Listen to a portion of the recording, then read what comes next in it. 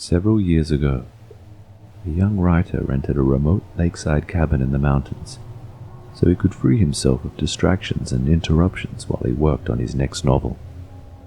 In his first week, he managed to accomplish an impressive amount of work, and even though the feelings of being isolated and lonely were ever present, he still felt as if someone was there watching him.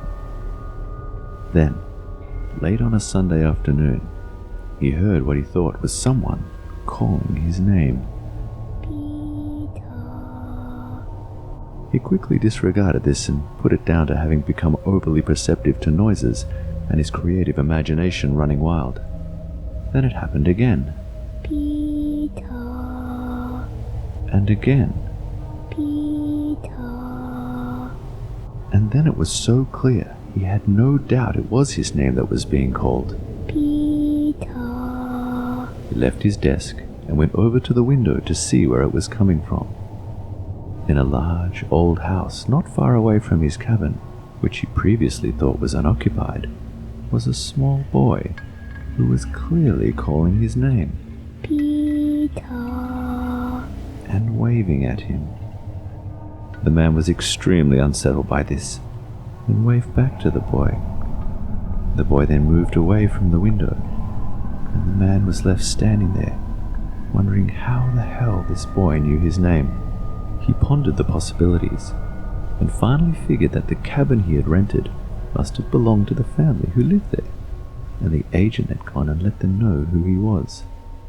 A little annoyed at this, but not letting it get to him, he returned to his work. A few nights later, while he was sleeping, he heard his name being called again. Peter. Once again, he first thought it was the wind, but soon became so clear there was no doubt. Peter. His child was calling his name again. He got up and went over to the window. To his shock, the little boy was standing outside his window, wearing nothing but a pair of shorts. The little boy smiled at him and said, Peter, teach me to swim. The man thought he must be dreaming. What the hell is going on, he thought. He scowled back at the boy. No, it's the middle of the night. Go home. The little boy's sweet smile suddenly turned to one of anger, and he turned and ran back to the old house across the way. The man, angry and still in disbelief, returned to his bed. But with this strange event playing on his mind, he could not fall asleep for the rest of the night. The next morning, tired and angry, he went over to the old house to talk to the parents of the small child. He knocked on the door and was slightly taken aback when an old lady answered the door. He got straight to it. Did you know your little boy was out last night? He came to my window and asked to go swimming. The old lady looked at him, her face turning to anger. To his surprise, her face then turned to sadness, and tears began to roll down her face. This is a very cruel joke, she said to him. What are you talking about? He asked. My little boy drowned in the lake 20 years ago, she said. A chill instantly ran through the man.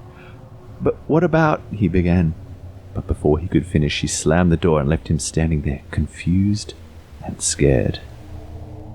He went back to the cabin, and that night, he again did not manage to get one wink of sleep as he pondered if he really had seen the little boy, or if he was slowly going insane. After a few sleepless nights and unsettled days, he found he had hit a wall with his writing and just couldn't continue his work. He felt he needed to take a break and refocus. The weather had warmed up slightly, so he decided a relaxing swim would be exactly what he needed to help him clear his head and put the strange happenings behind him. He ventured into the water and immediately felt better.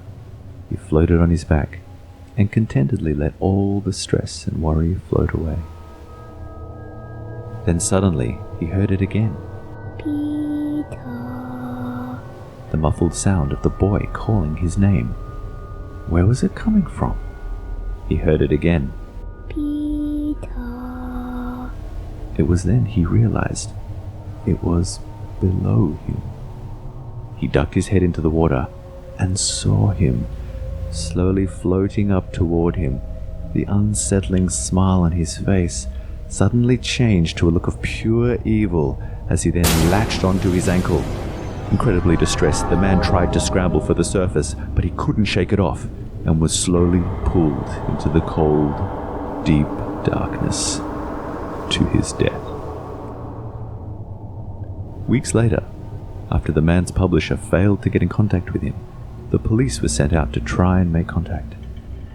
They would never find him. What became of him is only known by the eyes that watch over the cabin and your every move.